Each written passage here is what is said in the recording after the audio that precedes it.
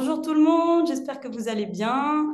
Nous, ça va. On est content de vous voir toujours aussi nombreuses et nombreux pour ce webinaire. On voit là que les participants arrivent. Super. Du coup, peut-être en attendant, je me présente.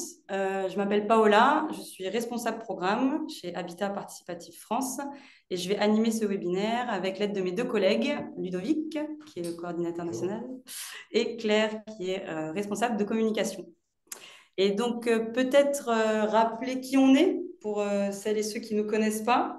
Donc, Habitat Participatif France, on est un réseau, un mouvement qui fédère l'ensemble des acteurs de l'habitat participatif. Donc, à la fois les habitants, les futurs habitants, les professionnels de l'habitat participatif, donc surtout les accompagnateurs, ceux qui vous accompagnent dans cette démarche d'habitat, et puis les collectivités qui sont intéressées par ce sujet. On mène principalement quatre actions. D'abord, le fait de promouvoir l'habitat participatif, donc sensibiliser à la fois les institutionnels, mais aussi les citoyens. On favorise aussi l'émergence de projets d'habitat participatif. Pour favoriser cette émergence, on fait du plaidoyer auprès des institutions. Et puis, enfin, on fédère l'ensemble des acteurs du mouvement. Et pour fédérer ces acteurs, on fait des journées portes ouvertes, on fait des rencontres. Donc, j'en profite pour glisser les dates des prochaines rencontres nationales de l'habitat participatif. Vous pouvez mettre ça dans vos agendas. C'est le 4, 5, 6, 7 juillet à Rennes, voilà, en 2024. Donc, elles ont lieu tous les 3 ans et cette année, elles auront lieu à Rennes. Et on va vous envoyer toutes les infos nécessaires là-dessus après. Et du coup, pour le reste de toutes les activités qu'on mène, on les fait entre autres dans le cadre de programmes. Donc, on a un programme sur l'habitat participatif et les quartiers populaires.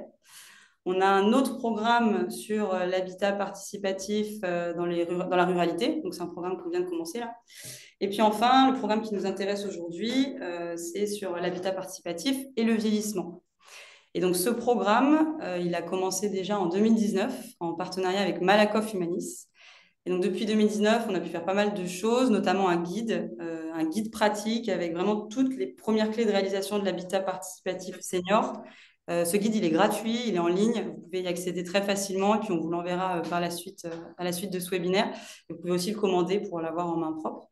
Et on a du coup lancé des activités en mars 2023. Et donc, ces activités, il y a de la sensibilisation sur le vieillissement en habitat participatif, il y a de l'accompagnement à l'émergence de projets et il y a des formations destinées aux acteurs des caisses de retraite.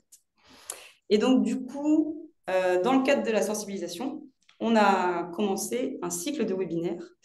Et juste pour un petit rappel, il faut savoir que ce cycle de webinaires, il a commencé en septembre. Et donc, il y avait déjà eu un premier épisode qui était vraiment introductif sur le vieillissement en habitat participatif, pourquoi c'est intéressant, pourquoi ça peut intéresser les seniors. Ensuite, il y a eu un deuxième webinaire qui était vraiment plus technique sur les montages juridiques et financiers, les premières clés de réalisation de l'habitat, comment constituer son groupe, etc. Et aujourd'hui, le sujet qu'on va aborder, c'est vraiment, OK, c'est super l'habitat participatif pour le vieillissement, mais est-ce qu'on peut vieillir ensemble jusqu'au bout dans cet habitat? Donc aujourd'hui, on va pas rentrer dans la technique, on va pas aborder ces sujets-là, on va vraiment rentrer dans le sujet du vieillissement, de l'accompagnement vers la fin de vie dans le cadre d'un habitat participatif. Et du coup, pour ce sujet-là, on a un super panel d'intervenantes que je vais laisser se présenter. Donc voilà, Nadine, si tu veux commencer. Voilà, ben, bonjour à tous, bonjour à toutes. Moi, je m'appelle Nadine et j'habite à Montpellier, à Mascobado. C'est un habitat participatif intergénérationnel. On est 23 familles et on a la chance d'habiter dans la périphérie, on va dire, de Montpellier, à 20 minutes en transport en commun du centre-ville. Voilà. Super. Merci Nadine. Pascal? Oui, ben, bonjour à toutes et à tous. Je suis Pascal Bourgezeau. En fait, je suis ici à deux titres parce que j'habite une coopérative d'habitants à Toulouse qui s'appelle Abricop, hein, en ville, dans un écoquartier. Et je suis également coprésidente de l'association Alage. Alage est une association qui promeut les innovations sociales à la croisée de l'habiter et du vieillir. Donc voilà, nous avons mené une recherche dernièrement sur ces sujets du vieillissement en habitat participatif et sur l'entraide, etc. On en parlera plus tard.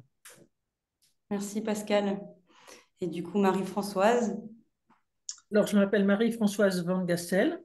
Mon nom, comme mon nom l'indique, je suis une fille du Nord et je suis venue me perdre à Chamarel, à Vaux-en-Velin, dans une coopérative d'habitants où il n'y habite que 16, je ne sais plus si on est 15 ou 16 retraités, puisque c'est une exigence du projet de départ de cette coopérative.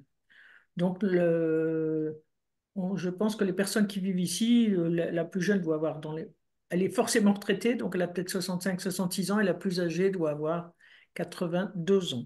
Voilà. Okay. Donc, ouais, habitat monogénérationnel, intergénérationnel, on voit que c'est un peu différent, mais on pourra rentrer dans le détail plus tard.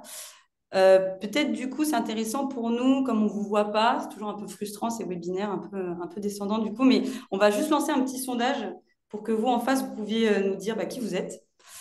Alors, je lance ça maintenant, j'espère que ça va marcher. Hop, je lance.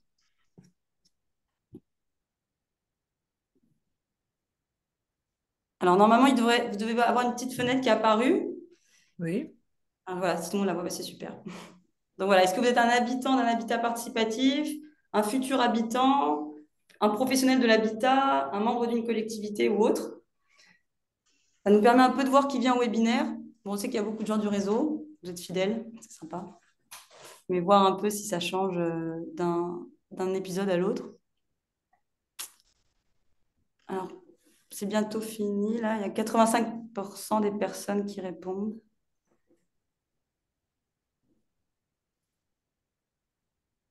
Ok.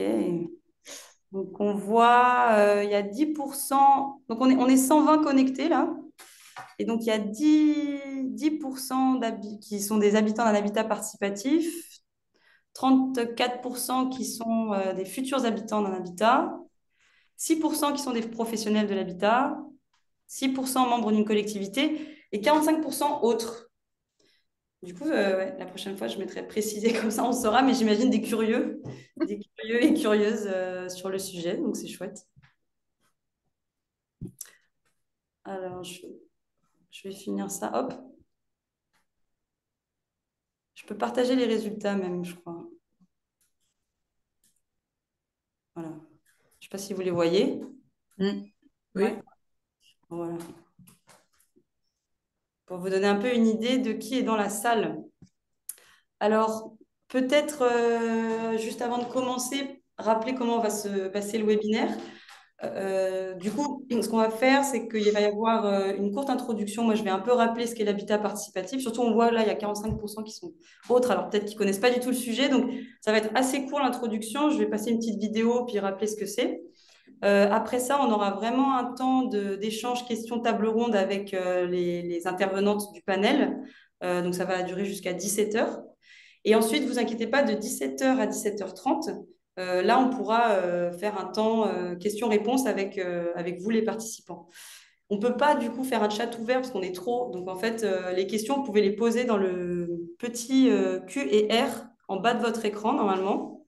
Vous avez un tableau de bord, là, et sur le Q et R, vous posez vos questions. Et Ludovic et Claire, ils rassemblent ces questions. Et du coup, à la fin, à 17 heures, ils vont les poser, voilà, pendant le webinaire, ils vont les poser directement aux intervenantes. Et voilà, on espère que ça pourra répondre à toutes vos interrogations. Je crois que j'ai tout dit. Voilà, bon, c'est un peu frustrant l'histoire du timing, donc parfois je vais un peu devoir rappeler quand on déborde, mais bon, comme c'est pas facile de rester 3 heures en visio, on va essayer de respecter le temps qu'on s'est dit. Du coup, là, ce que je vais faire, c'est je vais vous partager mon écran et je vais vous passer une petite vidéo. Alors, toujours compliqué ce truc. C'est bon, vous la voyez? Hop, je mets le son. C'est parti. Bon, c'est toujours la même vidéo, hein. Ceux qui étaient là aux autres webinaires, c'est encore les Toi, moi, nous, mais voilà, elle est super chouette, donc on a décidé de la garder. Bande d'amis qui ne voulaient pas vieillir seuls. À Villeneuve d'Ascq, près de Lille, ils se sont fait construire une maison blanche pour y passer leur retraite ensemble, au milieu des cris d'enfants. 11 seniors ont imaginé cette copropriété d'un genre nouveau. Régis et Françoise, les fondateurs, 76 ans. Marie-Hélène, la doyenne, presque 80 ans. Et tous les autres. Ça passe pas encore. C'est plus du portrait, là. Avec 5 familles, 13 enfants et quelques célibataires, ils ont créé une communauté qui mélange tous les âges. Ah, dis donc. Bien plus que de simples voisins. C'est bon? On est bon. C'est fait. Bon. Chacun a son appartement, mais ils partagent le jardin, un atelier, une buanderie, un studio pour les invités, des espaces collectifs qu'ils administrent eux-mêmes. On appelle ça l'habitat participatif. Les anciens animent des ateliers. Regardez. Les actifs font les courses pour les retraités. Tous s'entraident autant que possible. L'aventure n'est pas de tout repos. La cohabitation parfois difficile. Mais dans la France du papy-boom, cette Maison Blanche expérimente un mode de vie plus autonome pour les seniors. Une alternative inédite pour le grand âge. Ils l'ont baptisé les Toits Moineaux. On va manger un petit morceau. Hop.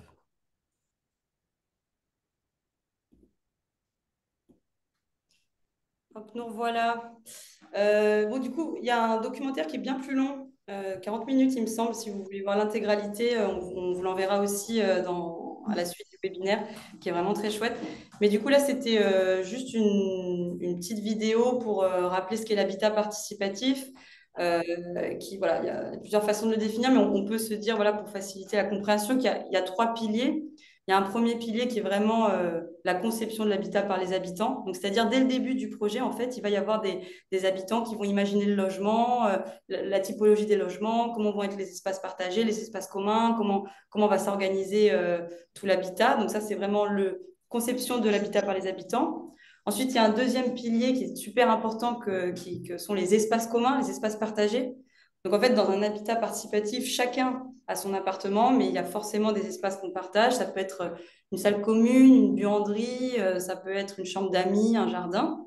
Et puis ensuite, le dernier pilier qui est l'autogestion, c'est-à-dire qu'une fois que l'habitat il est là, bah, il faut s'en occuper, il faut en prendre soin. Et donc, ça va être les habitants eux-mêmes qui vont s'auto-organiser pour prendre soin de cet habitat, quoi. Et là, on ne le voit pas dans la vidéo, mais il faut savoir qu'il y a vraiment une grande diversité d'habitats participatifs. Ils peuvent être en ville, ils peuvent être à la campagne, ça peut être des immeubles, ça peut être des maisons. Enfin, il y a plein d'habitats différents et surtout plein de montages aussi juridiques, économiques différents. Ça peut être des habitants coopératifs d'habitants, ça peut être avec un bailleur social, ça peut être en SCI. Bon, je ne vais pas rentrer dans le détail des montages, ça c'était vraiment le second webinaire et puis dans le guide vous avez des infos, mais c'est juste pour vous dire, voilà, il y a une grande diversité de projets, quoi. Et l'idée, voilà, c'est qu'on pense, nous, que, voilà, quel que soit un peu l'habitat, il y en a beaucoup qu'on trouve favorables au vieillissement. Et la question qu'on se pose aujourd'hui, c'est, voilà, est-ce que c'est juste favorable au vieillissement et si c'est, enfin, jusqu'où, quoi. Si c'est le cas, jusqu'où on peut aller ensemble dans le cadre d'un habitat participatif. Et peut-être, pour commencer, une première question, enfin, si chacune, peut-être, vous pouvez présenter votre habitat et puis dire pourquoi vous avez décidé de vieillir dans un habitat participatif et comment se passe le vieillissement au quotidien. Donc, voilà, Marie-Françoise, si tu veux ouvrir le bal. Donc, j'ai quitté le Nord et une maison particulière pour venir dans un appartement de 47 mètres carrés. Il y a ici essentiellement des T2 et il y a quand même 2 T3, mais un des T3 est occupé par une personne qui est seule pour l'instant et le deuxième aussi.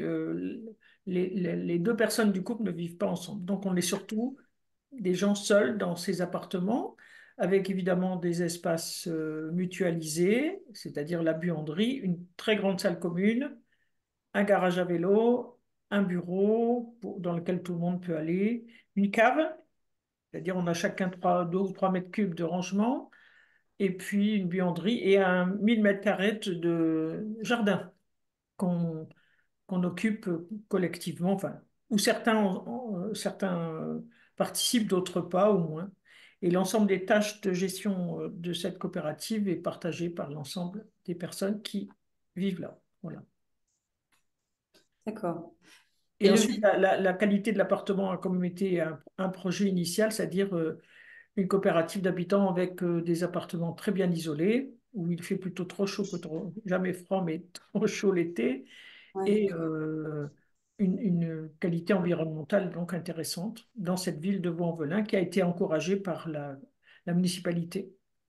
Et Voilà. toi, pourquoi tu as décidé de vieillir là-bas quand tu disais justement que au début, tu n'avais pas forcément prévu d'être dans un habitat monogénérationnel? Oui, je suis venu par hasard parce que je connais Tois-Moineau, j'étais allé dans toutes les portes ouvertes, j'avais pris des contacts et comme je connaissais Chamarel par une revue Silence à laquelle j'étais abonné, et je suis venu pour un peu savoir ce qu'il y avait dans la région Rhône-Alpes. J'avais eu 2 ou 3 rendez-vous avant.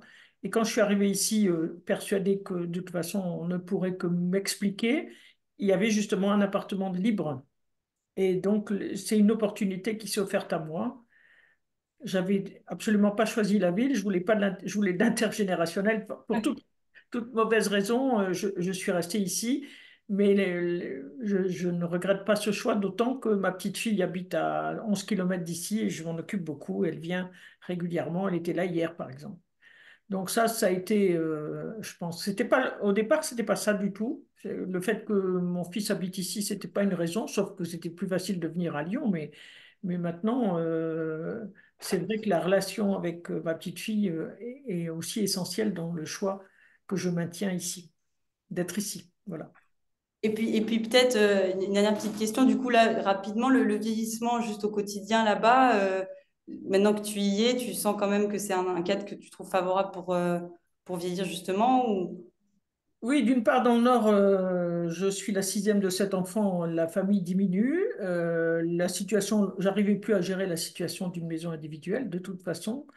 Et, mais je ne sais pas si c'est vraiment. Ce qui m'a motivé au départ, c'est pas le vieillissement, c'était le ras-le-bol de vivre seul, en vieillissant quand même, bien sûr, et d'avoir trop de choses à gérer et de se dire, je vais passer d'une maison avec un grand jardin à une vision un appartement plus minimaliste. C'est ce qui est arrivé. Je ne pensais pas que j'arriverais à faire le saut d'ailleurs. Tout le monde disait, tu n'y arriveras jamais.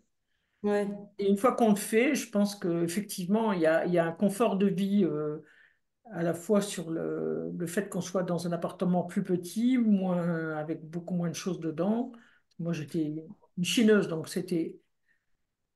il y avait des objets partout. Et puis ensuite, le fait on n'est pas seul, quoi. Comme disent les gens d'ici, on est à la fois dans un petit appartement, mais aussi dans une grande maison. Voilà. ok, super. Merci Marie-Françoise. Du coup, Pascal, toi, est-ce que la démarche est différente? Déjà, c'est un habitat intergénérationnel, c'est une coopérative d'habitants. Voilà, si peut-être tu peux revenir sur comment tu as atterri là-bas et comment, voilà, sur le vieillissement, comment ça se passe. Alors, comment j'ai atterri là-bas? Par des rencontres, bien évidemment, ça se passe toujours comme ça, mais moi, j'avais toujours imaginé que j'allais vieillir de façon collective. J'ai eu la chance, moi, de pratiquer la communauté dans mon jeune âge. Et c'est une expérience que j'avais trouvée très enrichissante, que je n'ai pas poursuivie après. Mais j'ai toujours pensé que le vieillissement pouvait se partager.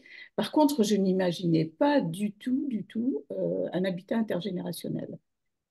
J'imaginais un habitat monogénérationnel. C'est assez étonnant, puisque maintenant, je promeux assez facilement l'intergénérationnel, mais parce que je le vis aussi. Et effectivement, c'est en rencontrant des membres de la Jeune Pousse, qui était l'association de préfiguration d'Abricop, que j'ai compris tout l'intérêt de l'intergénérationnel, surtout parce que c'était des jeunes qui me le vendaient. Donc c'était tout à fait bien. Et pour vous présenter Abricop, donc nous y avons emménagé en février 2018. On est 17 foyers, 25 adultes et 10 enfants, âgés de 4 à 76 ans. Voilà. 7 de nos appartements ont été financés par un prêt à taux zéro de la CARSAT. Parce qu'en fait, le groupe avait déjà un projet de vie intergénérationnelle et s'était interrogé sur le vieillissement dans le cadre de l'habitat participatif. Donc, voilà. Notre immeuble, il a été vraiment conçu en collaboration avec l'architecte, donc tous ces points-là ont été réfléchis aussi, hein. La vie ensemble, mais les vieux, etc.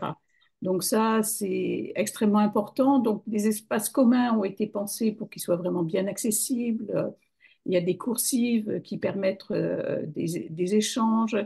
Et en ce qui concerne spécifiquement le vieillissement, eh bien, on a eu des travaux à faire dernièrement dans les salles de bain de l'immeuble et on en a profité pour les équiper de sièges dans les douches, de barres de maintien, etc. Euh, Nous avons en fait, lors des périodes de confinement ou des périodes de maladie de certains d'entre nous, mis en place des systèmes d'entraide. Et ces systèmes d'entraide, on peut les activer à n'importe quel moment quand quelqu'un en a besoin. Et nous avons aussi également accompagné notre doyen lors de sa fin de vie. Il est décédé à 85 ans, il y a 2 ans. Et il se trouve que pendant cette période, donc l'association à l'âge portait une recherche-action participative avec des chercheurs universitaires, des membres de à l'âge et des habitants et futurs habitants d'habitat participatif. Et pendant cette période-là, donc l'accompagnement de Victor, puisque je vais en parler, on l'appellera Victor, a été donc une des actions réalisées pendant cette recherche et qui a été aussi documentée pour la recherche. Voilà. Cette recherche s'appelle Rhapsodia et sa problématique s'énonçait ainsi: penser l'autonomie par l'entraide dans la vieillesse, avec qui, comment et jusqu'où.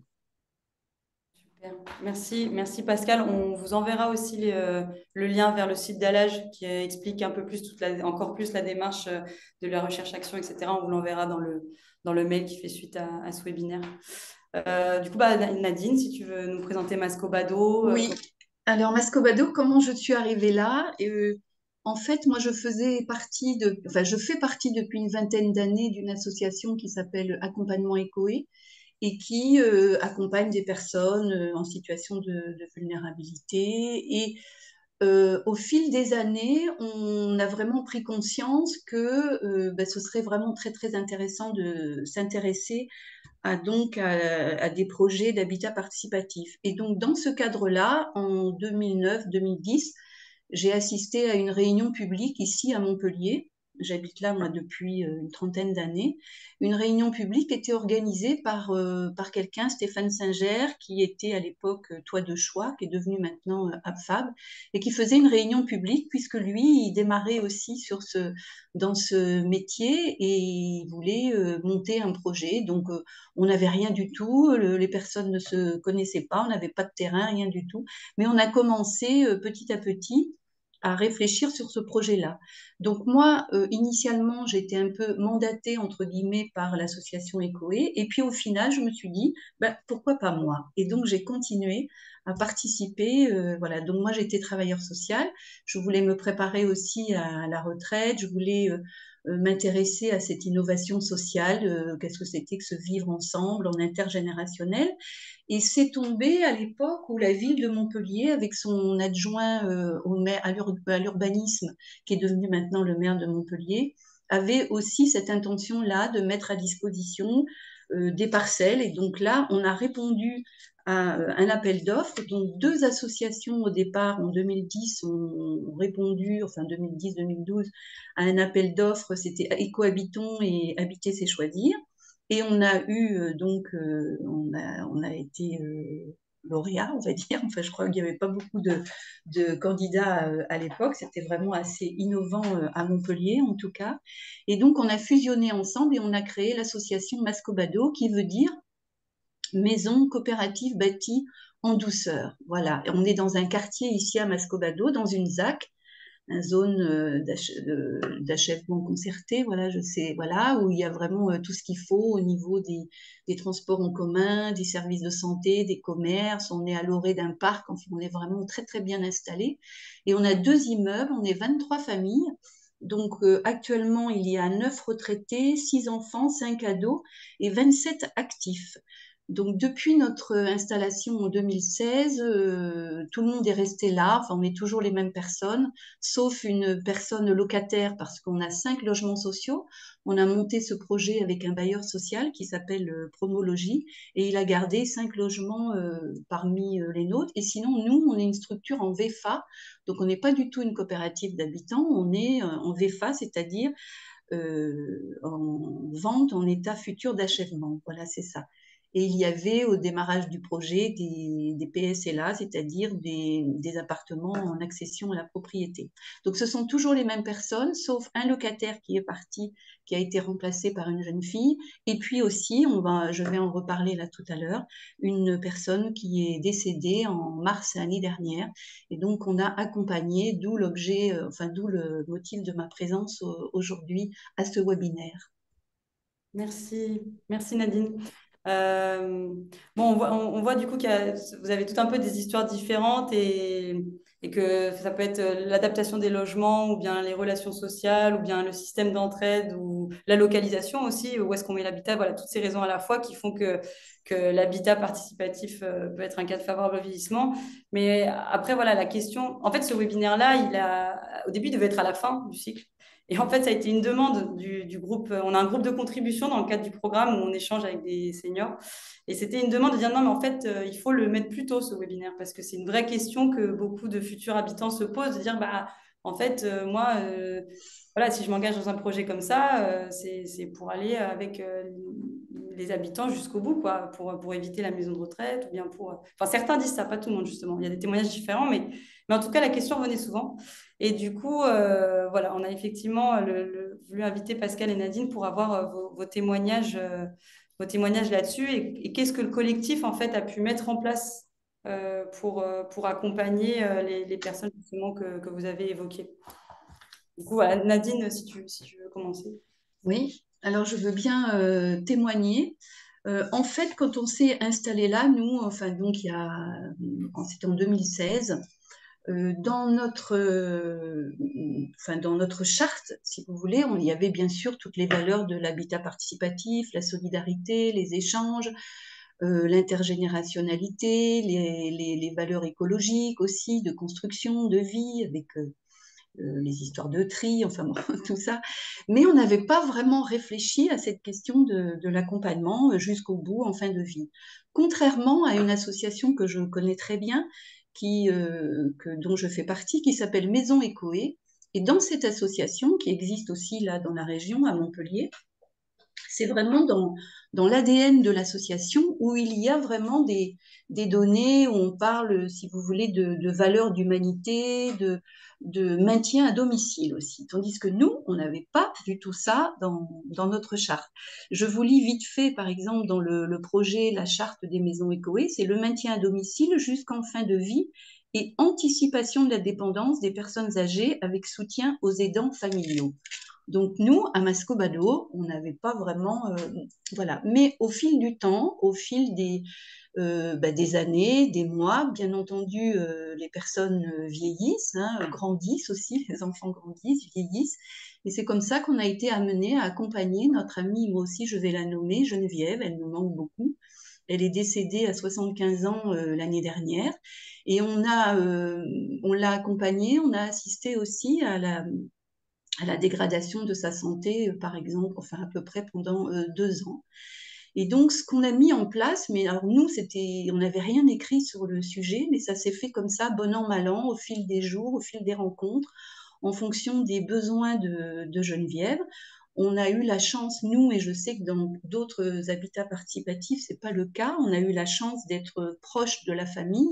Geneviève avait 3 enfants qui étaient très, très proches, et ensemble, on l'a accompagnée.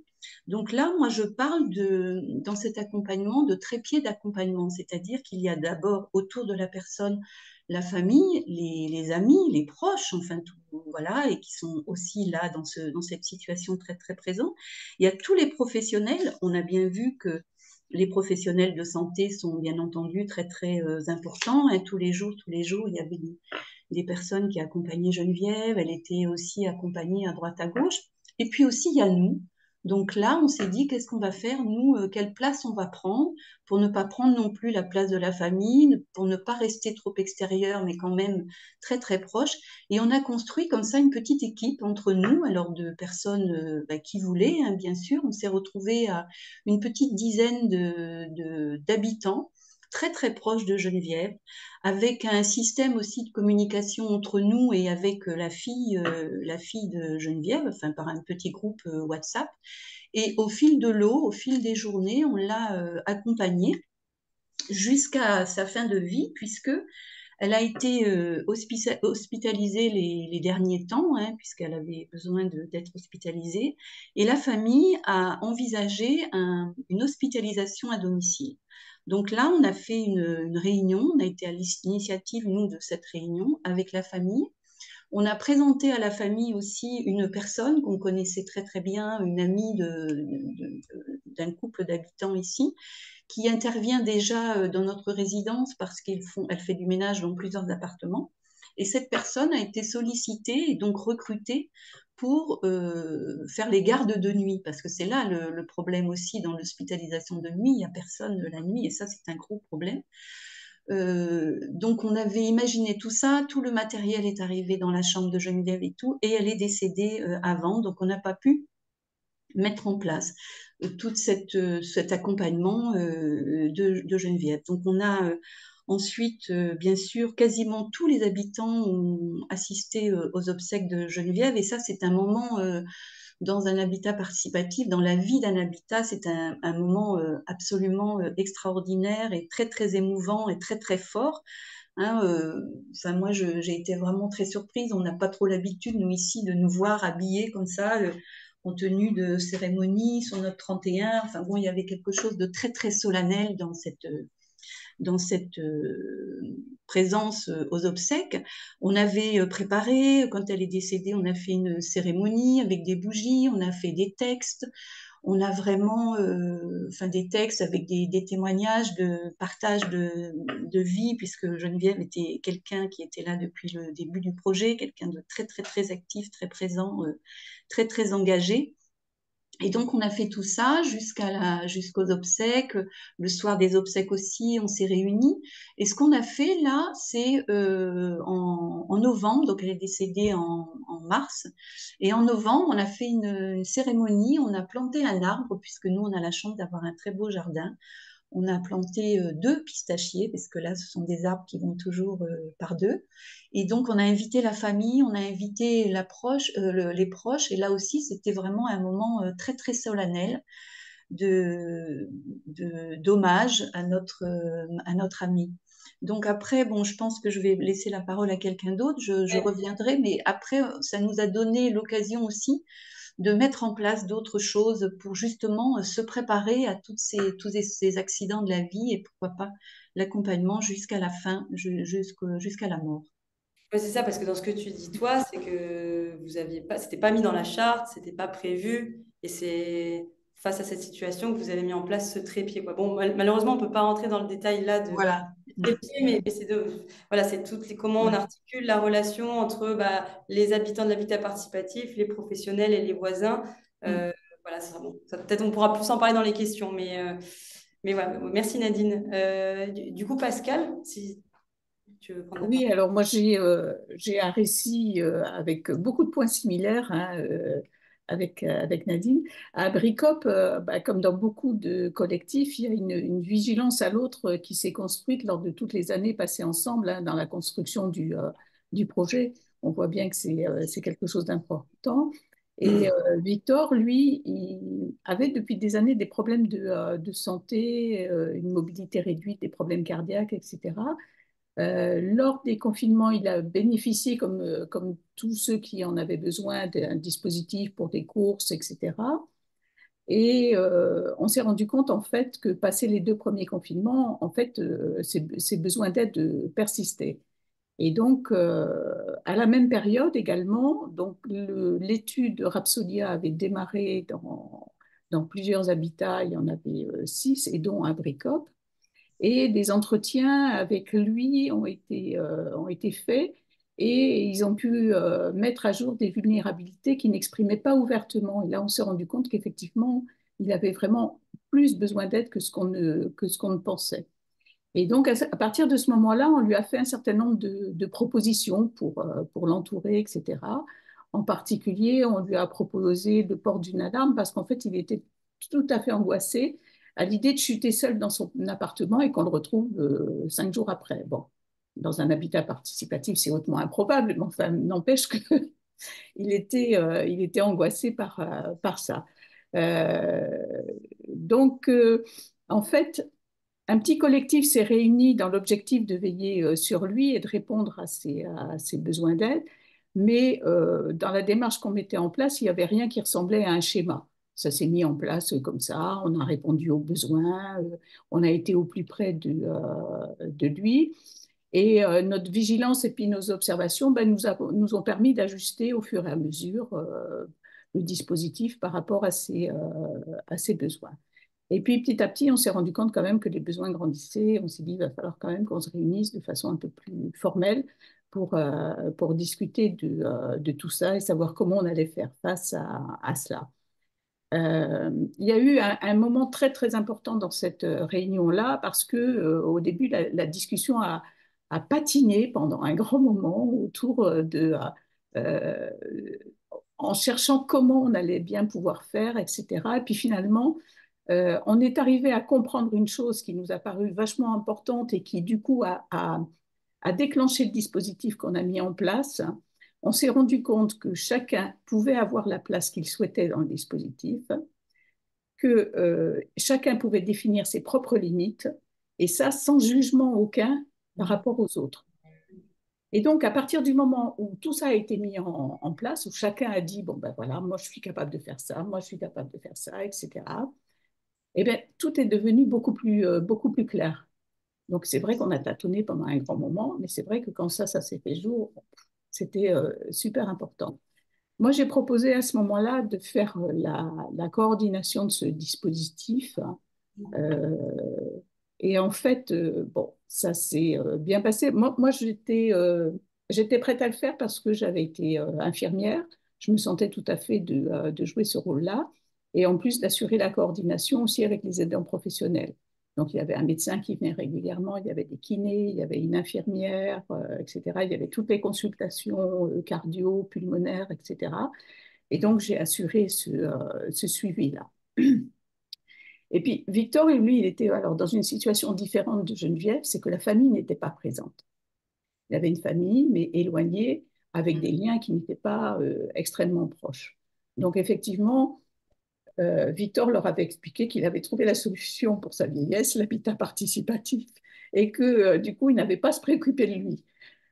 C'était assez étonnant d'entendre ce retour-là après, mais bon, voilà.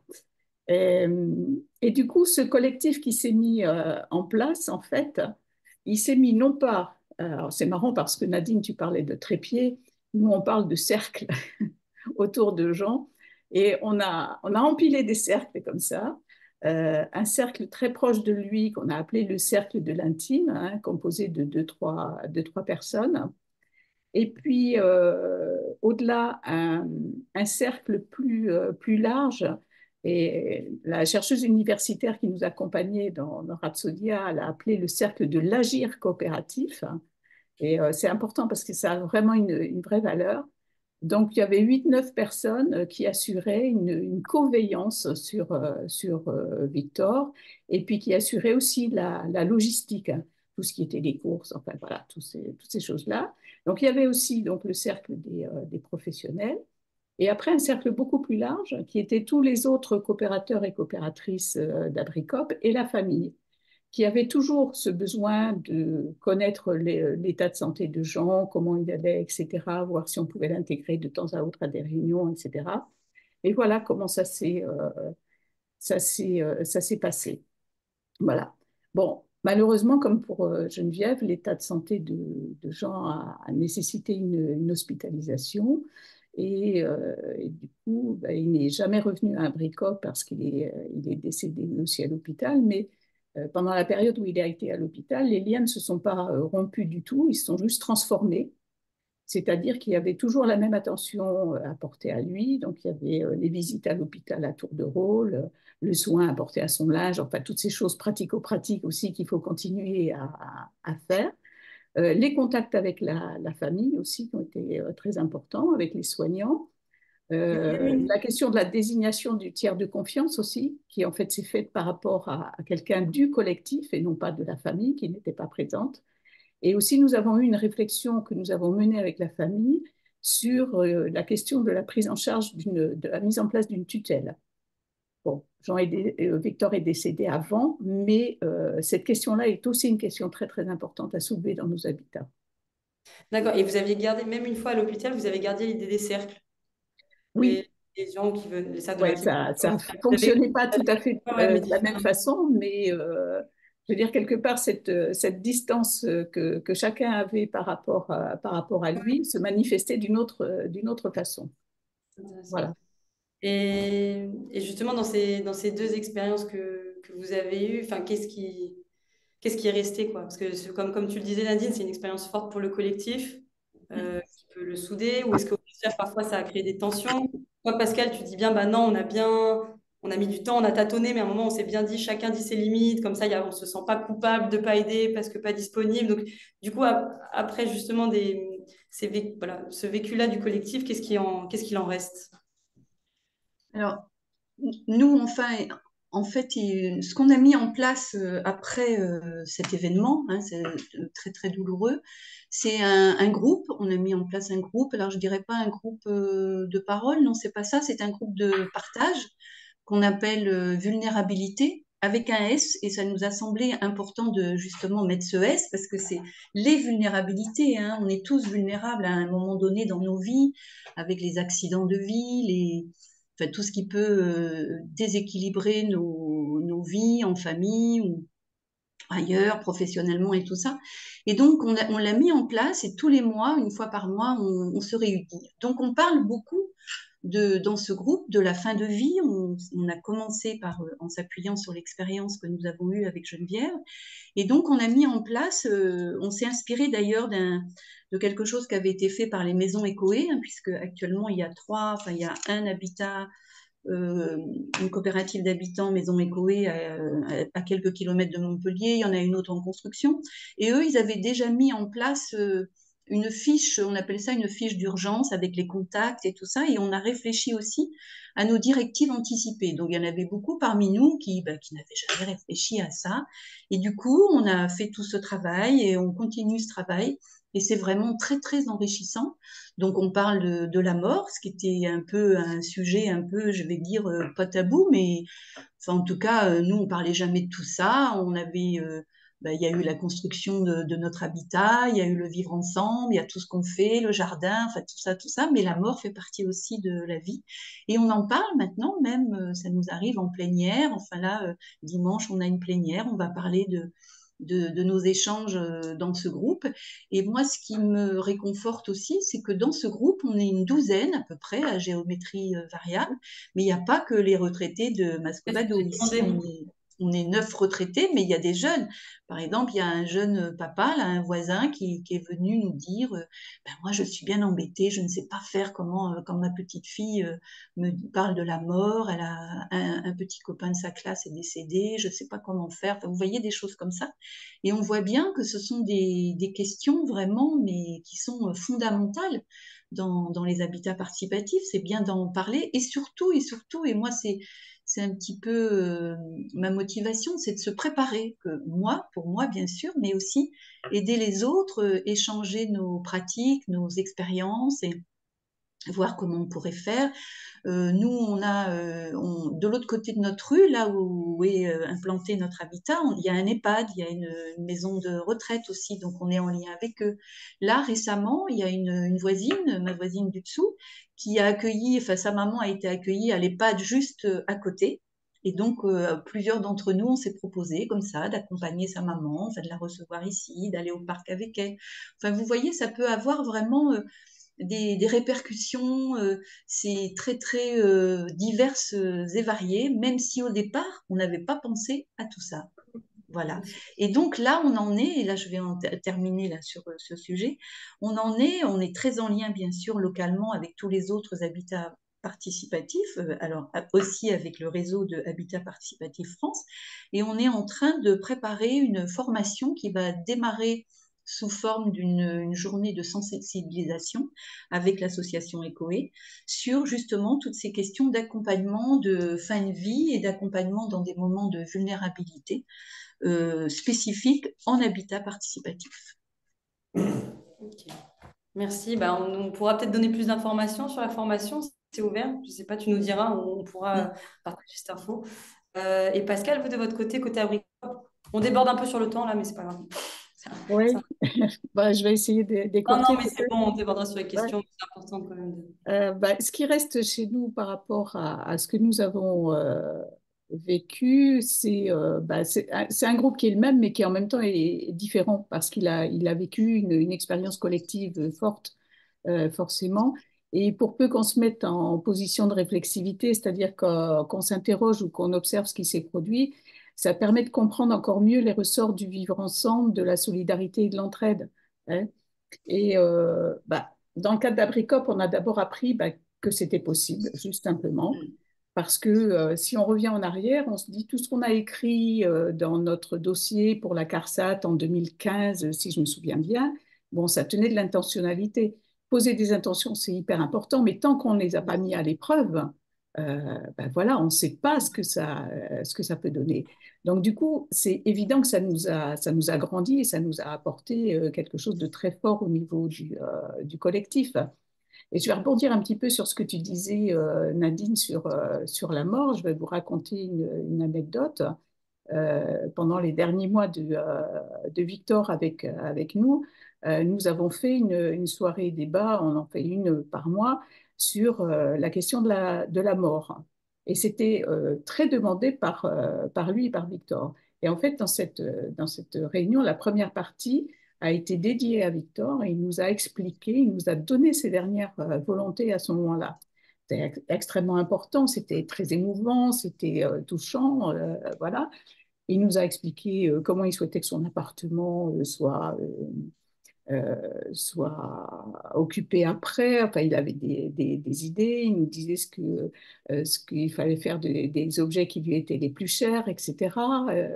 Et puis, il nous a dit, mais on était un certain nombre à le savoir, qu'il avait contracté un contrat obsèque et qu'on allait avoir à s'occuper de rien, absolument de rien, qu'il n'y aurait pas de cérémonie, etc. Et là, on s'est dit, bah, écoute, Victor, c'est bien gentil, mais il faut savoir que Victor, c'était quelqu'un qui vivait vraiment dans la sobriété, sinon dans l'austérité, et qui voulait surtout peser sur personne, etc. Du coup, il voulait absolument qu'on n'ait rien à voir avec avec ses obsèques. Et nous lui avons exprimé ce que ça nous faisait d'entendre ça. Nous lui avons dit que nous aurions voulu avoir la possibilité de faire une cérémonie, etc. Et en fait, on s'est retrouvés dans ce cadre-là, en fait, à négocier avec lui et à lui faire valoir notre vision des choses. Et finalement, ben, il nous a dit, ben, effectivement, oui, vous pouvez bien faire ce que vous voulez avec un petit air comme ça.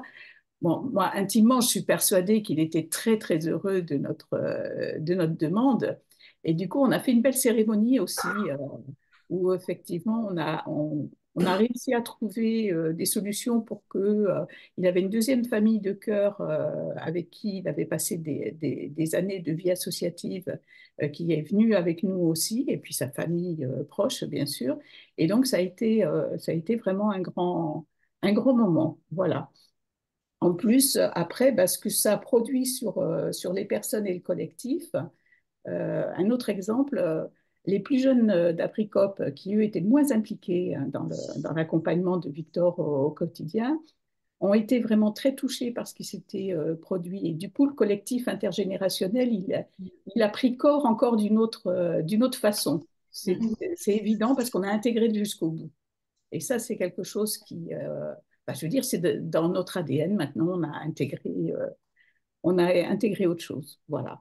Et ce qu'on a appris aussi là-dedans, ce qui est important, c'est que, et on le sait aujourd'hui, ce qu'on a vécu, c'est unique. C'est pas un modèle. C'est pas réplicable, ou peut-être, mais il n'y a pas de règle en la matière. On est bien conscient que c'est unique. Par contre, ce qui est important, c'est de se poser les bonnes questions au bon moment, pour pouvoir faire face à ces situations-là. Mhm. Merci Pascal. Euh, du coup, enfin, là, ce qui était intéressant dans les deux cas, c'est que vous dites que c'était pas prévu, quoi, que effectivement les schémas sont pas réplicables, que vous vous êtes adapté. D'un côté, il y a le trépied, de l'autre côté, il y a les cercles. Enfin, c'est intéressant. Après, ce qui est intéressant dans l'autre habitat du coup de Chamarel, c'est que c'est une, enfin, je crois, Marie-Françoise, tu le diras mieux que moi, mais que c'est une philosophie différente, que pour l'instant, je ne sais pas s'il y a un accompagnement jusqu'à la fin de vie, mais c'est pas pour autant que vous en parlez pas. C'est pas pour autant que le sujet n'est pas abordé, bien au contraire, que c'est un sujet qui revient à travers des conférences, à travers des groupes aussi de parole que vous organisez. Donc, voilà. Et puis aussi, c'est un habitat monogénérationnel, donc c'est peut-être aussi différent, peut-être que le sujet est moins tabou. Voilà, je ne sais pas si tu peux nous en dire plus là-dessus. Le projet des gens de Chamarel, à l'origine, puisque je ne fais pas partie des créateurs historiques, ça a été bien vieillir ensemble et ne pas faire vivre à nos enfants ce que nos parents nous ont fait vivre. C'était un peu à l'origine du projet. Donc, il s'agit de personnes qui étaient d'ici, hein, qui étaient de Vaux-en-Velin ou autour.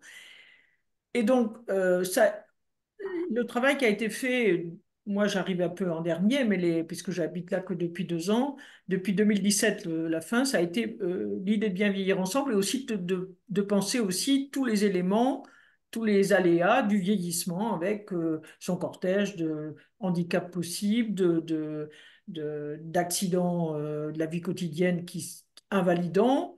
Et donc ça a été prévu, par exemple.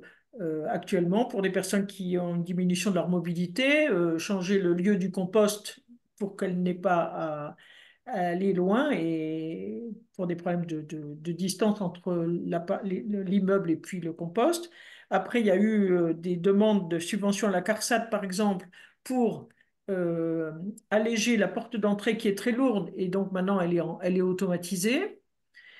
Donc, il y a eu comme ça, il y a encore régulièrement des projets et actuellement, par exemple, il y a 3 projets d'amélioration des appartements parce que le choix initial, ça a été de dire on ne met pas de siège, on ne met pas de barre de soutien ni aux toilettes ni à la salle de bain, même s'ils sont des salles de bain avec une douche à l'italienne. Et maintenant, il y a 3 appartements qui vont être équipés et là, on a fait venir une ergothérapeute pour regarder un peu comment, d'abord sur le plan pour voir si dans tous les appartements, ce qui n'allait pas au niveau du vieillissement, c'est-à-dire le confort du vieillissement, par exemple, il manque une lampe au-dessus des toilettes, voilà, parce que sinon c'est sombre, pas partout. Et donc, il y a eu des démarches qui ont été faites en ce sens, et là, il va y avoir 3 appartements d'équipés. De même qu'on a fait des formations sur le défibrillateur, puisqu'on a un défibrillateur. Ensuite, on s'est aperçu qu'une d'entre nous tombant souvent et puis ayant fait un infarctus, il y a une consigne qui a été donnée on a 4 appartements par coursive, ce sont des coursives fermées.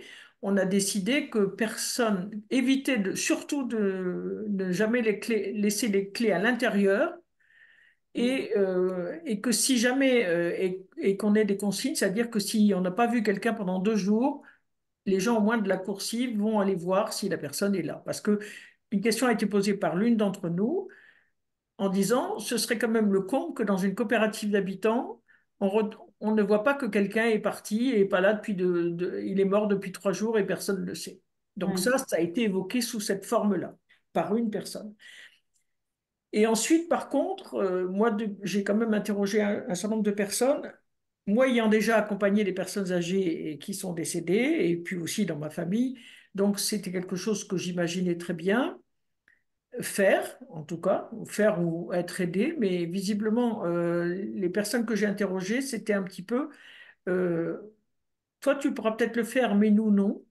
Et Mm. je pense que ce qui est plus ou moins décidé par les uns et par les autres, je ne peux pas répondre au nom de tous les autres, ni collectivement, ça n'a pas été abordé. Ça veut dire que s'il y avait une invalidité importante ou bien des gros problèmes de santé, ce serait plus la famille des personnes qui prendrait les choses en charge que nous-mêmes. Même si moi, c'est une question qui ne me gênerait pas.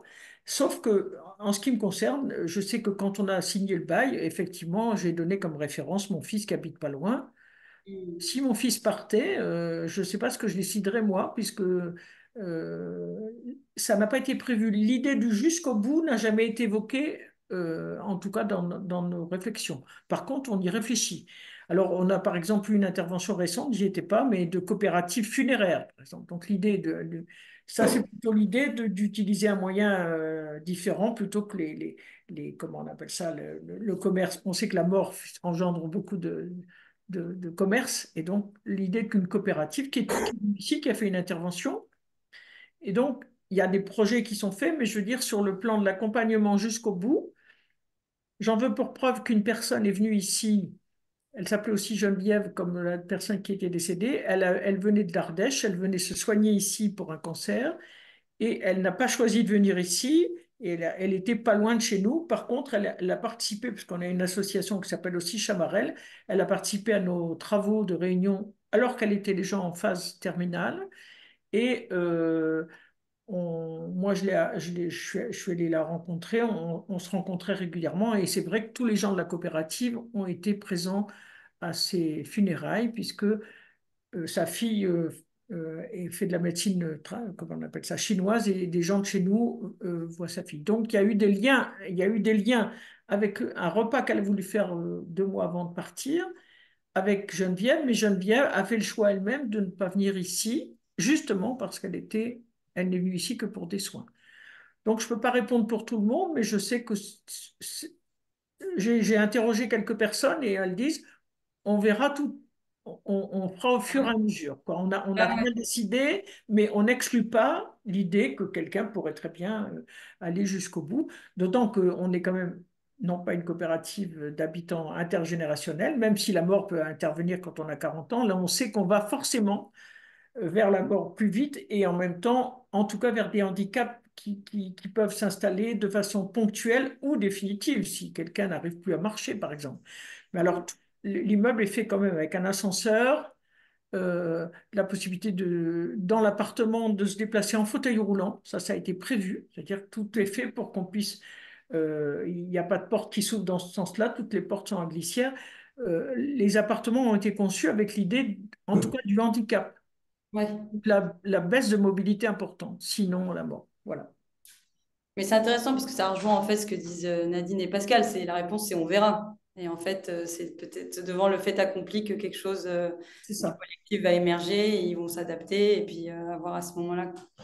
Je suis désolée, je vois l'heure, je vois qu'il est 17h, mais on avait quand même une dernière question qui me semble importante avant de partir, avant de demander, pardon, pas partir dans les questions du public.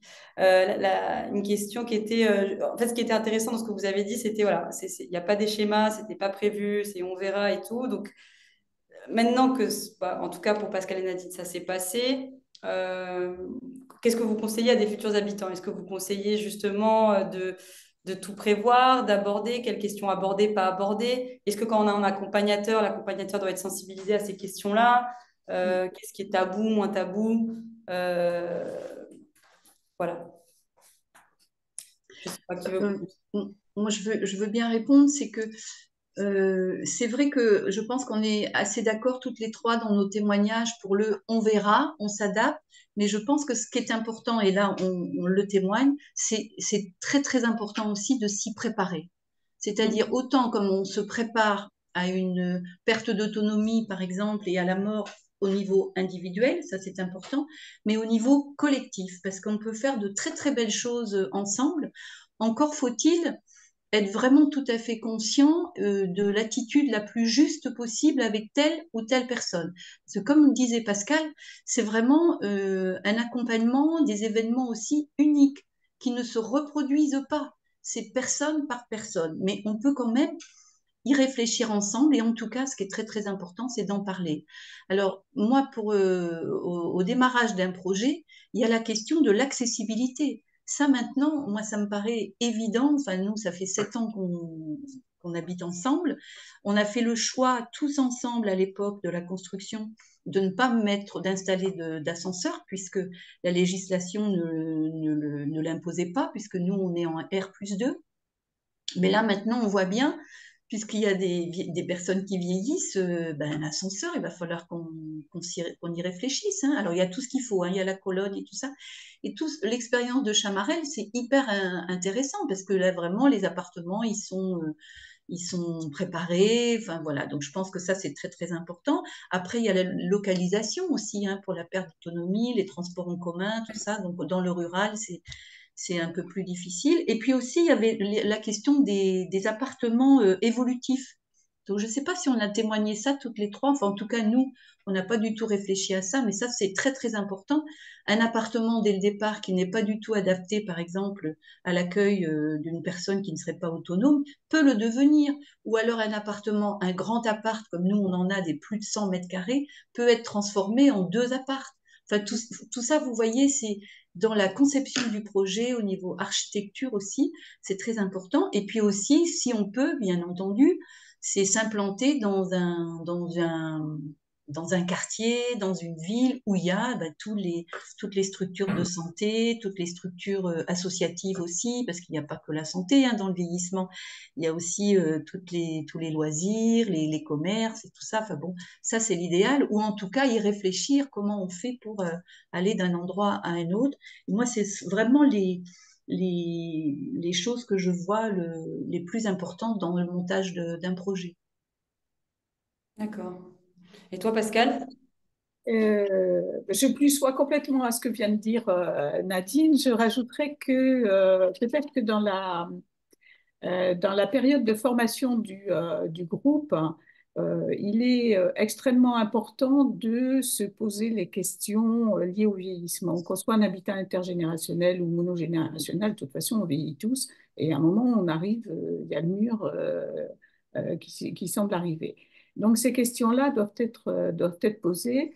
Et je pense que tu posais la question de savoir est-ce que les accompagnateurs doivent être peut-être Sensibiliser. sensibilisés là-dessus, c'est évident aussi, parce que je pense que ça fait partie de la dynamique qu'il faut mettre en place dans les groupes. Et ça fait partie de ces façons de s'interroger en permanence dans nos collectifs sur quel est notre projet, est-il toujours le même, voilà. Et comme on évolue, comme on avance dans une interconnaissance, il y a toujours des éléments qui se remettent en place petit à petit, les uns par rapport aux autres, etc. Donc, il faut toujours réinterroger ces choses-là. Alors, pas de façon systématiquement comme un dogme, bien évidemment, mais il faut quand même penser à le faire. Et on parlait de l'entraide, etc. On en a parlé. Il faudrait se poser aussi la question de savoir comment chacun d'entre nous dans les groupes et comment collectivement on voit la vieillesse. Qu'est-ce que ça représente pour nous, la vieillesse? Et chacun doit pouvoir faire état de tout ça dans des entretiens, pouvoir en parler, pouvoir brasser tout ça, parce qu'on n'a pas tous la même vision de ces choses-là. Et il y a des éléments qui sont aussi, parce que bon, la vieillesse, on le sait, hein, on a des représentations qui sont très négatives de la vieillesse, etc. Le naufrage, etc. Je vous en passe, et des meilleurs. Mais il y a aussi des mots comme dépendance aussi, qui sont des mots qu'il faut Oui, aussi, interroger. ouais. Ouais. Ouais. Moi, je vous rappellerai que, par exemple, dans d'autres pays d'Europe, le mot dépendance n'existe pas. On parle de personnes qui ont besoin d'aide et de soins. Vous voyez, c'est quand même une vision complètement différente des choses. Donc, dès lors qu'on est dans un collectif, je veux dire, l'autonomie et l'interdépendance, elles doivent se penser collectivement et non plus individuellement.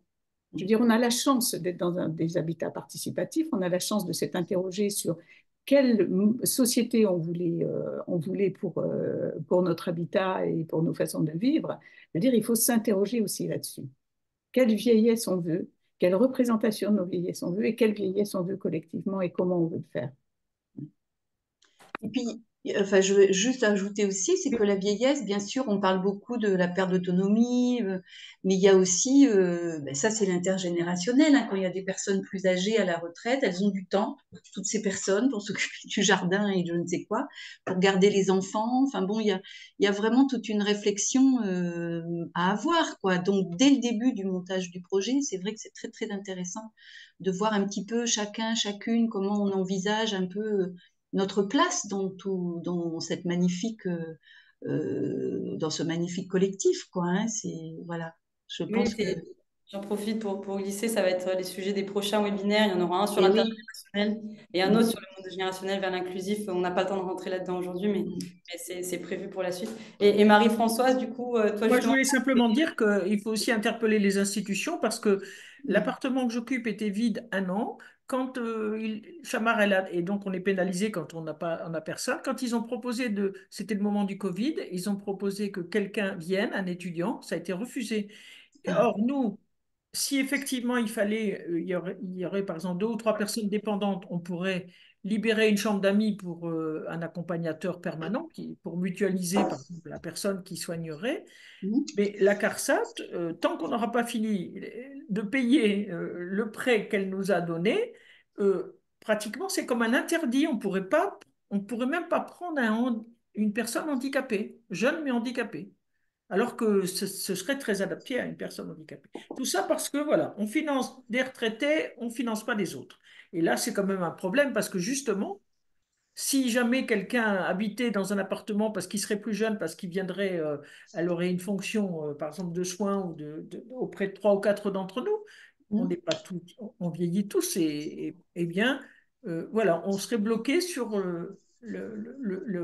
enfin, le contrat qui nous lie à la CARSAT et le prêt. Quand le prêt sera terminé, on se dit on sera plus libre. Mais c'est pas normal ça. C'est un peu étroit, comme c'est une vision assez étroite. Ok. Bon, merci beaucoup. Je suis désolée de presser un peu le truc pour qu'il reste un peu de temps pour les questions. Du coup, je vais. Merci, hein, merci pour tous vos témoignages. Franchement, c'était super intéressant. J'espère que tout le monde a pu bien en profiter. Je vais juste éteindre mon micro et passer la parole à Ludovic, qui du coup va vous relayer les différentes questions qui ont été mises sur le chat. Merci, merci à vous pour vos témoignages. Et donc, effectivement, on a quand même un certain nombre de questions qui sont arrivées. Alors, il y en a quelques-unes, je dirais, auxquelles vous avez répondu quand même au fur et à mesure du coup, des échanges. Euh, Juste sur le qui participe au tout début, il y avait beaucoup de gens qui avaient répondu autre. Alors, du coup, il y a beaucoup de gens qui ont répondu ah bah oui, on est des gens intéressés par la question, on a des lotissements participatifs, des projets de colocation senior, etc. Un centre social à Dinan de Bretagne où ils sont 7 à nous regarder en même temps, donc on les salue particulièrement. Et puis, beaucoup de référents de la politique habitat Agir Carco, dont voilà, dont on a déjà parlé dans ces webinaires et dont on parlera à l'occasion. Et aussi beaucoup de personnes qui voudraient bien s'exprimer. Alors c'est vrai que le format du coup de ces webinaires, c'est effectivement plutôt le choix d'avoir quelques intervenants avec lesquels on a un peu préparé. Mais comme l'avait déjà dit Paola, il y a aussi du coup des groupes de contribution qui sont des lieux d'échange et de partage vers lesquels vous pouvez tout à fait aussi vous orienter et vous recevrez de toute façon après ce webinaire un petit mail récapitulatif qui vous redonne un peu toutes les infos qui ont été partagées aujourd'hui. Alors, il y a une première question qui a été posée, qui est souvent posée. Alors, peut-être que je la dégrossis un peu, puis je laisserai la parole peut-être un peu à Pascal pour compléter sur la différence entre l'habitat inclusif et l'habitat participatif. Alors, c'est deux notions qui se croisent, qui sont assez complémentaires, mais qui viennent un peu d'univers différents. L'habitat inclusif, ça vient plutôt du milieu médico-social, et donc l'idée, c'est plutôt du coup, alors dans les deux cas, en tout cas, effectivement, c'est bien une logique d'habitat partagé, on va dire, avec des espaces communs et avec des services en commun. Et donc, l'habitat inclusif, ça vient plutôt essayer d'apporter des solutions aux personnes qui ont des besoins de soins et d'aide, des besoins de soins et d'aide de manière régulière, pour redire les choses comme tu proposais qu'on les dise, Pascal, sans parler de dépendance du coup. Et puis l'habitat participatif est plutôt, alors ça peut arriver évidemment qu'il y ait des personnes qui soient, comment dire, qui soient et des maladies, ou parce qu'il y a beaucoup de questions aussi qui portent sur la question de est-ce que si on a une maladie chronique, est-ce que si on a Alzheimer, etc., on peut participer à un habitat participatif. Je dirais, il n'y a pas de guichet pour effectivement recevoir les demandes de ces personnes-là, mais voilà, vous nous direz dans vos témoignages effectivement comment ça s'est passé pour vous.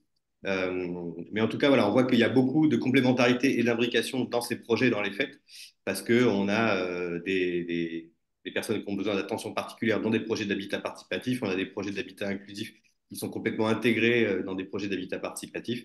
Et je pense que la question à la fois, c'est des textes de loi différentes et à la fois, je pense qu'il y a des choses qui se recoupent beaucoup là-dessus. Je ne sais pas si tu veux ajouter un mot là-dessus, Pascal, parce que je pense. Je voudrais ajouter enfin, des différences entre l'habitat inclusif et l'habitat participatif. L'habitat participatif, c'est vraiment, ça peut être des initiatives citoyennes, pas que, hein, elles peuvent être aussi institutionnelles, mais beaucoup moins sont des initiatives citoyennes. L'habitat inclusif, il y a un porteur de projet. Et ça fait une différence fondamentale parce que c'est un modèle économique qui est complètement différent aussi. Et aujourd'hui, on voit que c'est un modèle économique qui est recherché par un certain nombre de personnes parce que bah, ça peut être intéressant. Donc ça aussi, c'est aussi une différence. Donc la question se pose de bah, qu'est-ce qu'on peut injecter comme participatif dans l'inclusif et qu'est-ce qu'on peut prendre en compte dans le participatif pour les personnes qui ont besoin d'inclusion. Ça, c'est important. Je rappelle qu'au dernier RNHP à Lyon, c'était déjà le sujet de notre atelier à l'âge. Mm. Et probablement que dans les prochaines rencontres nationales, on va avoir effectivement une thématique, notamment sur la grande table ronde qu'on fera sur la question. On aura probablement aussi l'occasion de re-questionner un peu ces questions-là et les liens qu'il y a entre les deux. Sachant qu'il y a aussi effectivement des associations citoyennes qui travaillent sur la question de l'habitat inclusif. On peut citer du coup Oui. l'association APA, avec lequel on a aussi des liens qui effectivement insistent sur le fait que la question de la participation des habitants, des habitantes, est quand même aussi, doit être au cœur des projets d'habitat inclusif.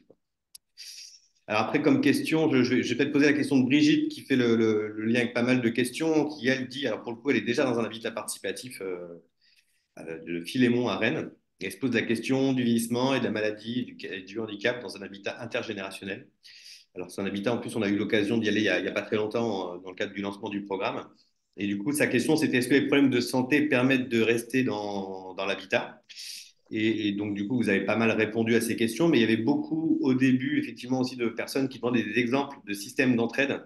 Donc, vous avez quand même évoqué beaucoup de choses, y compris, effectivement, sur les questions de fin de vie, mais je ne sais pas si vous vouliez peut-être rajouter des exemples auxquels vous n'auriez pas pensé, qui sont un peu emblématiques, du coup, de ce que vous partagez, de ce que vous vivez régulièrement. D'ailleurs, je peux faire peut-être un petit tour Enfin, moi, de. ce que je voudrais dire, c'est que quand on est, enfin, quand on fait partie d'un habitat participatif, là, je parle bien de participatif et pas inclusif, hein. Participatif, ça veut dire qu'on a été à un moment donné acteur et on est acteur aussi dans ce projet. Donc, il n'y a pas, enfin, moi, c'est ma façon personnelle de voir les choses, il n'y a pas d'exclusion. Enfin, je veux dire, nous, chez nous, on est soit locataire, soit propriétaire d'un appartement. C'est pas parce qu'on va devenir malade, dépendant ou je ne sais quoi, que quelqu'un va nous dire tu t'en vas. Enfin, je veux dire, c'est pas du tout envisageable. Une coopérative d'habitants, enfin, je ne sais pas, j'imagine que c'est la même chose. On n'est pas propriétaire des murs, mais propriétaire de parts sociales.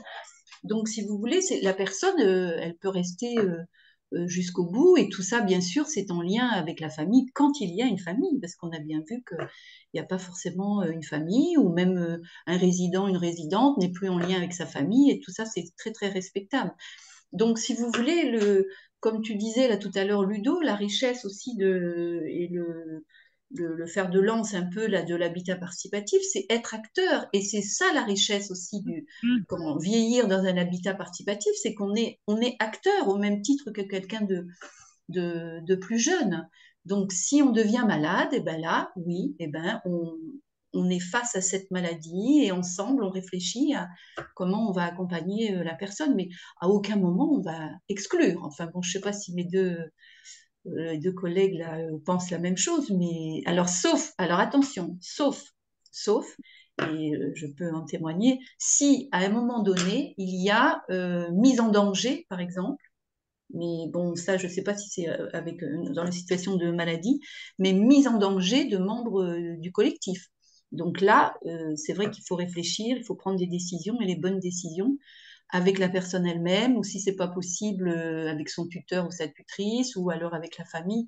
Enfin voilà, il y a des choses aussi à faire, il y a des choses légales, il y a des possibilités d'agir là dans ces cas-là. Hein. Mais enfin, ça, c'est plutôt dans le cas d'une maladie, par exemple, je pense notamment à une maladie psychiatrique, hein, avec des difficultés de comportement, et enfin voilà. Donc ça, mais c'est vraiment au cas par cas, au cas par cas. À Chamarel, on a été confronté la démence d'une personne, d'un couple.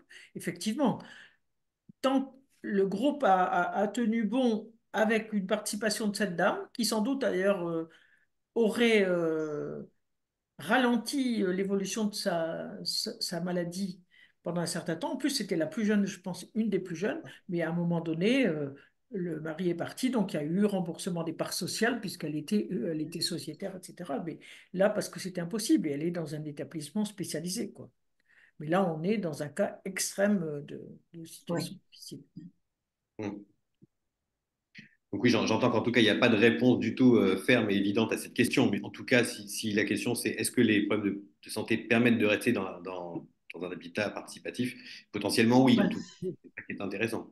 Voilà. Et par contre, ça m'amène alors à un autre sujet. Ben, on n'a peut-être pas le temps dans les détails, mais par exemple, quelqu'un qui est déjà malade, je pense par exemple à une personne qui souffre d'Alzheimer, je pense à ça.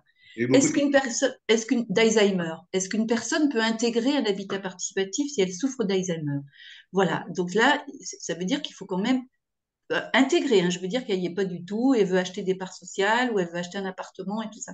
Donc c'est vrai que toutes ces questions-là, elles sont très importantes à réfléchir, hein, parce que il faut quand même que le comportement, la participation, l'activité de la personne soit compatible avec la vie en commun. Enfin, je ne sais pas ce que vous en pensez, Pascal et Marie-Françoise, mais là, c'est un autre sujet. Donc peut-être que dans la question qui a été posée, j'entendais ça un petit peu.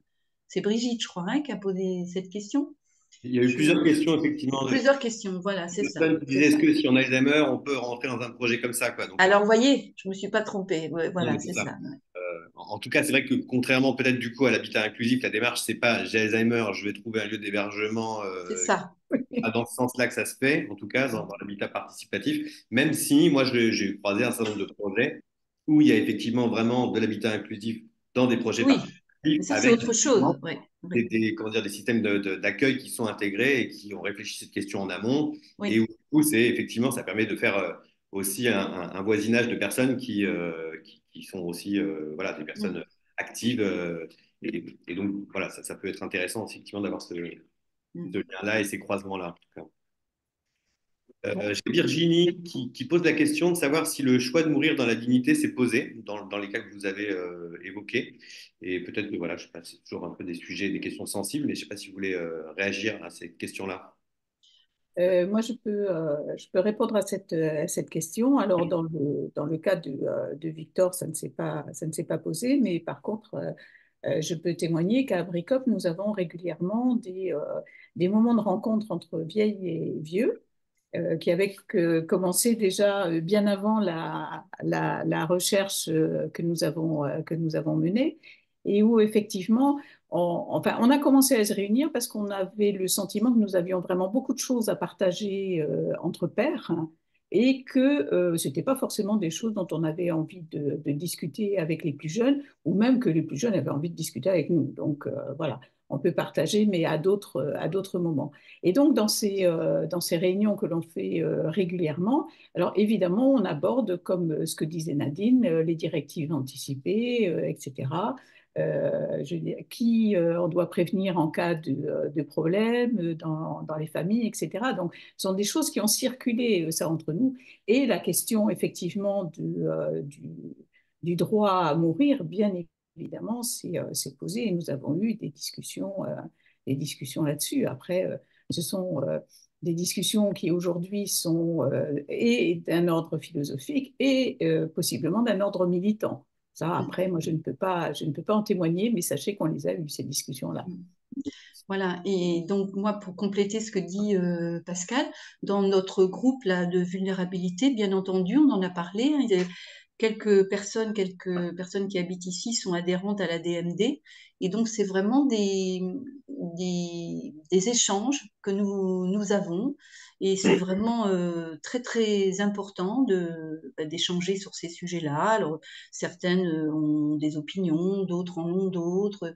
Voilà, il n'y a pas vraiment de vérité là-dessus, mais ce qui est important, et ça je le répète, et ça c'est intéressant d'y réfléchir dès le début de la création d'un projet, c'est de créer des espaces d'échange, de parole, mais tout simple, hein, et après on voit ce qu'on fait de tous ces échanges-là qui peuvent aboutir à autre chose ailleurs, avec d'autres habitats, d'autres personnes. Mais c'est vraiment très très intéressant.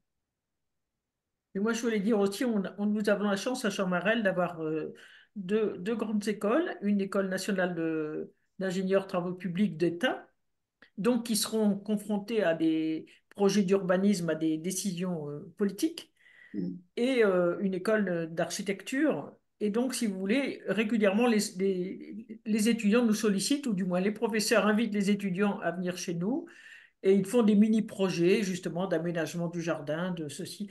Mais ce qui est important, au-delà du faire et des études qu'ils rendent régulièrement, par exemple sur aussi l'espace autour de chez nous, au niveau des trottoirs qui sont un peu difficiles, ça permet à des étudiants qui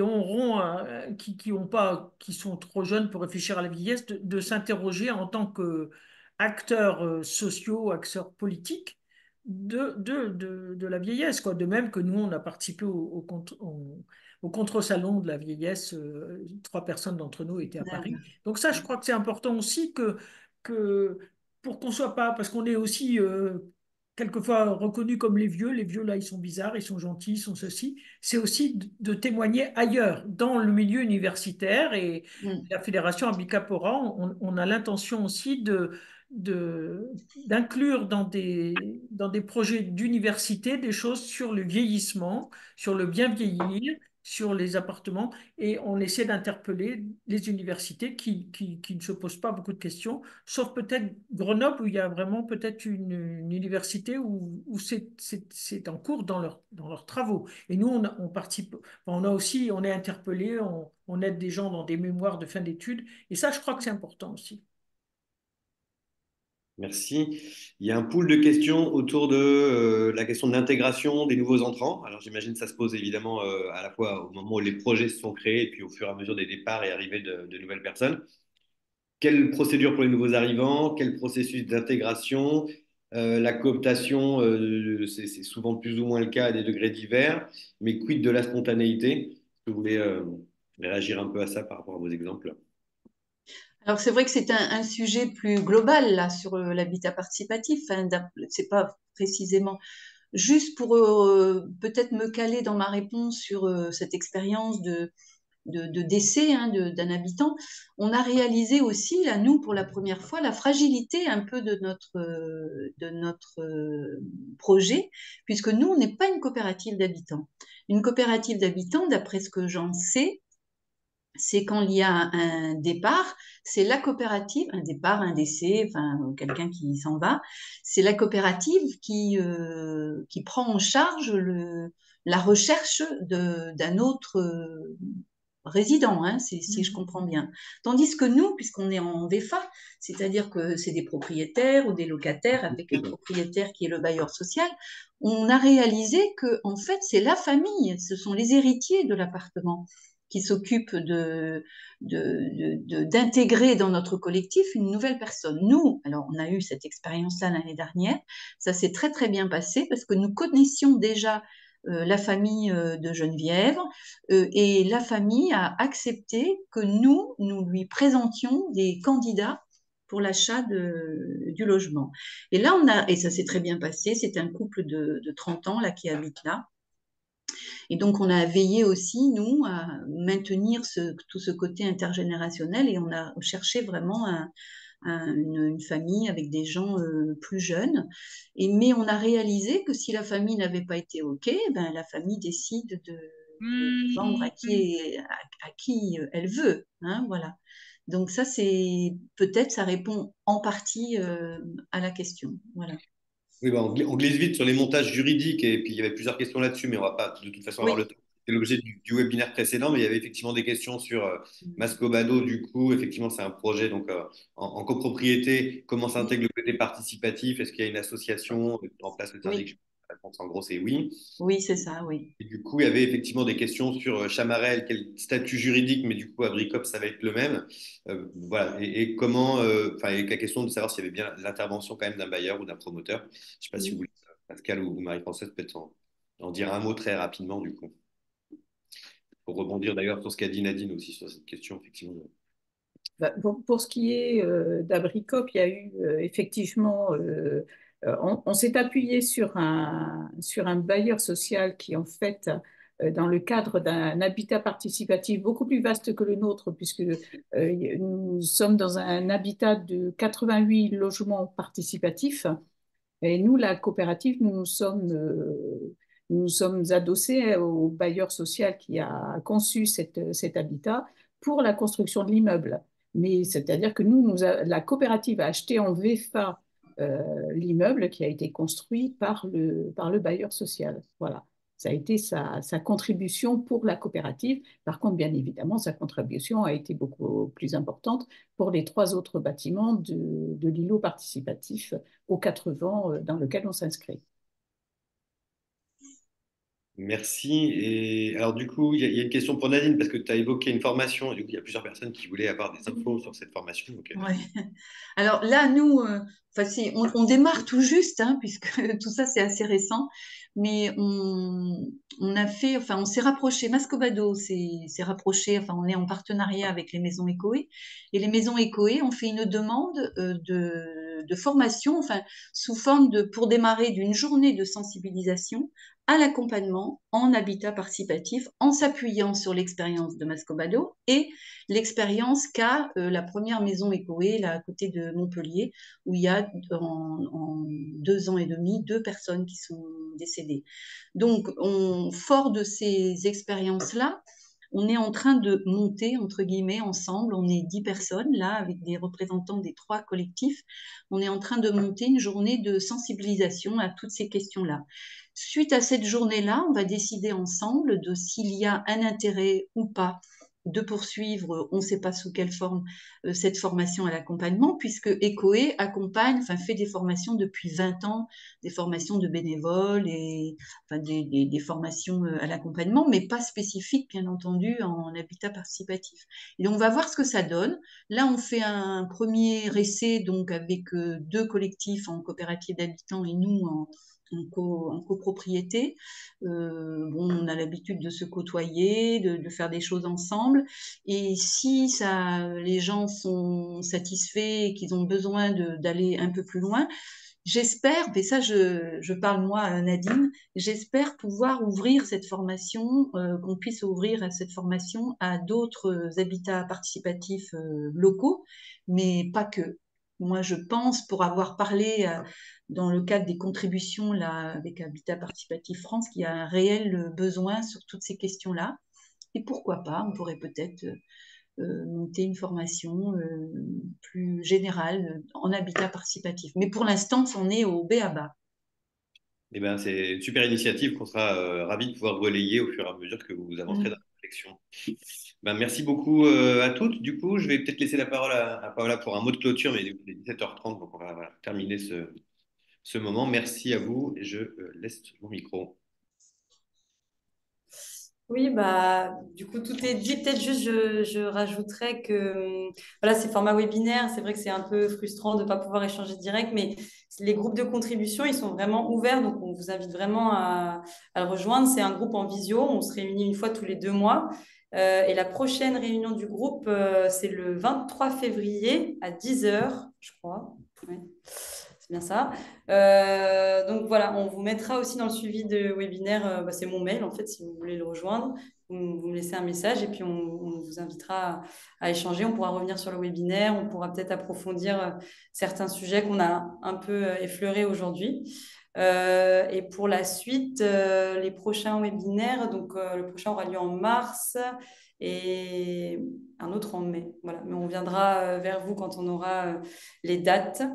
Et voilà, on rappelle encore les dates des rencontres, hein, le 4, 5, 6, 7 juillet. Et puis aussi, on vous glisse qu'il y a un appel à contribution si vous voulez faire un atelier ou autre pendant ces 4 jours. Mais voilà, tout ça, de toute façon, ce sera dans le mail de suivi. Et puis voilà, merci à toutes et tous d'avoir été présents. Merci à nos intervenantes surtout. Et merci à Ludovic et Claire pour votre aide pendant tout ce webinaire. Voilà, merci beaucoup. Salut. Merci. Ciao. Merci.